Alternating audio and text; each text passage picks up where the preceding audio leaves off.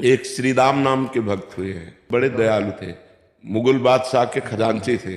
उनसे जैसे कोई कहता मेरी बेटी का ब्याह है, वो चुपचाप खजाने से दे देते। और ये राजकीय अपराध है। काजियों ने जब ये पता पाया तो बादशाह से शिकायत की। बादशाह उनको सामने बुलाए और कहा तुमने अपराध किया है? बोले हाँ, अगर प्रजा से ही कर लिया जाता है और अगर उन्हीं को जरूरत पड़ गई तो उनको देने में अगर अपराध मानते तो मैंने अपराध किया है। तो काजियों से पूछा इनको क्या सजा मिलनी चाहिए? तो उनका फांसी की सजा मिलनी चाहिए। मुस्कुरा दिए। तो उन्होंने कहा कि तुम्हें फांसी मिलने जा रही, तुम मुस्कुरा क्यों रहे हो? बोले मेरे अगर भगवान मुझे फांसी देना चाहते हैं तो मुझे बहुत आनंद है।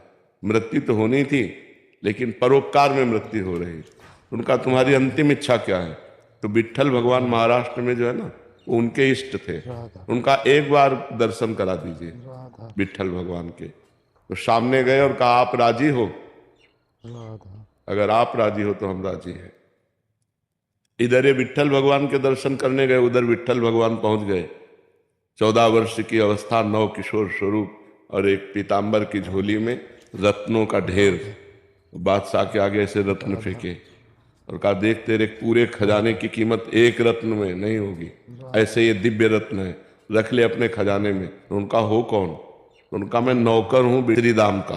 बोले तुम्हारा नाम क्या? बोले बिट्ठू। विट्ठल भगवान थे। बोले बिट्ठू नाम।